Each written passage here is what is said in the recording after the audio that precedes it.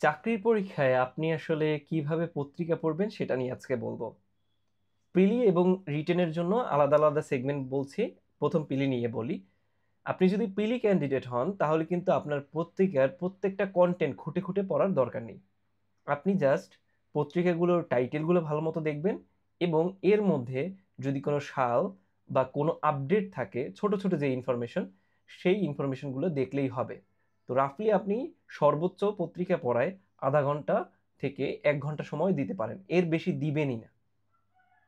Secondly হচ্ছে যারা রিটেনে আছেন তাদের ক্ষেত্রে এটা ডিফারেন্ট। আপনি চাইলে 1 থেকে 2 ঘন্টা পেপার পড়তে পারেন।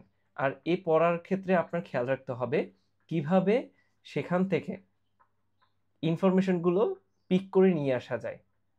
আপনাদের অবশ্যই যেমন ধরেন পত্রিকায় রোহিঙ্গা ইস্যু নিয়ে আসবে, নারী ইস্যু নিয়ে আসবে, আপনার সাম্প্রতিক অর্থনৈতিক অবস্থা নিয়ে আসবে।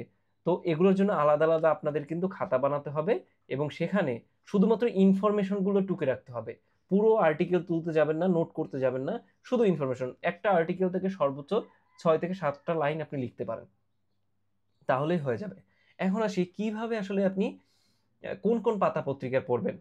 আপনি যদি পিলি ক্যান্ডিডেট হন তাহলে সেক্ষেত্রে প্রথম পাতা, এডিটোরিয়াল, অর্থনৈতিক পাতা এবং শেষ পাতাটা পড়বেন।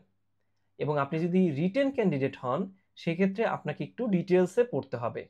একদম কম পড়তে চাইলে শুধুমাত্র এডিটোরিয়াল খুঁটে খুঁটে পড়বেন, আরেকটু বেশি পড়তে চাইলে অর্থনীতি পাতাটাও পড়বেন, আরেকটু বেশি পড়তে চাইলে আন্তর্জাতিক পাতাটা পড়তে পারেন। আর যদি 2 ঘন্টা সময় আপনি দেন তাহলে প্রথম এবং শেষ পাতা পড়ে নেবেন। এখন আরেকটা প্রশ্ন আসে, সেটা হচ্ছে বাংলা পেপার পড়বো না ইংরেজি পেপার পড়বো। যদি আপনার পড়ার সময় কম থাকে তাহলে আপনার উচিত ইংরেজি পেপার পড়া। তাহলে হবে কি, আপনি ইংরেজিতে কিন্তু ভালো করতে পারবেন, আপনার লেখার মান উন্নত হবে এবং যে কোনো পরীক্ষায় রিটেনে আপনি ভালো করবেন।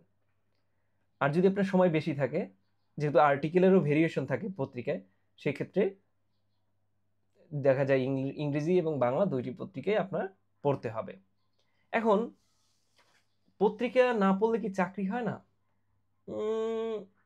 হয়। এটার বিগেস্ট প্রমাণ হচ্ছে আমি। আমি আসলে পত্রিকা পড়তে খুব একটা পছন্দ করতাম না। জোর করে দেখা যায় যে ২-৩ দিন পড়তাম, তারপর আবার ২-৩ দিন আবার বাদ দিতাম। এরকম করে কন্টিনিউ করেছি। আমার যে এক ভাই আছে, বড় ভাই, উনি পত্রিকা চোখেও দেখতে পারতেন না। তাও কিন্তু ৯ম গ্রেডের চাকরি করছেন। তো পত্রিকা পড়াটাই কিন্তু আপনাকে চাকরি নির্ধারণ করে দিবে না। আপনার চাকরি নির্ধারণ করে দিবে কিভাবে ওই পত্রিকার তথ্য আপনি পরীক্ষার হলে কাজে লাগাতে পারছেন।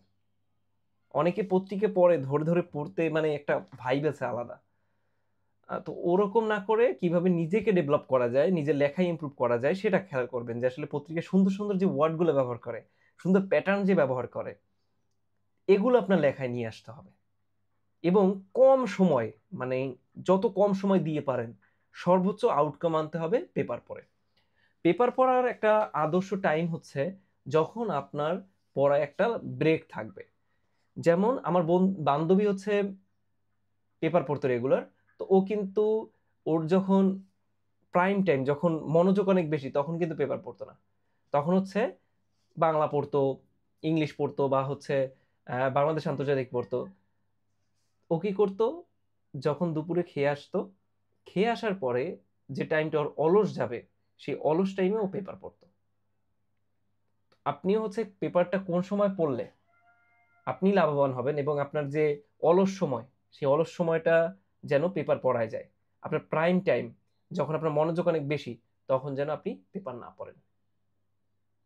ধন্যবাদ আমাকে সময় দেওয়ার জন্য। আরো যদি কিছু জানতে হয় সেটাও আমাকে বলবেন। আমি হচ্ছে কোথায় আপনি ফ্রিতে 8টা 10টা পেপার পেতে পারেন এবং কোথায় আপনি এই পত্রিকাগুলো অনলাইনে পড়তে পারেন, মানে ফেসবুকে পেজ আছে সেটা পড়তে পারেন, সেটা আমি আমার কমেন্ট সেকশনে দিয়ে দিচ্ছি। সেখান থেকে ঢুকে আপনি প্রতিদিন আপডেট পেয়ে যাবেন। ধন্যবাদ আমাকে সময় দেওয়ার জন্য।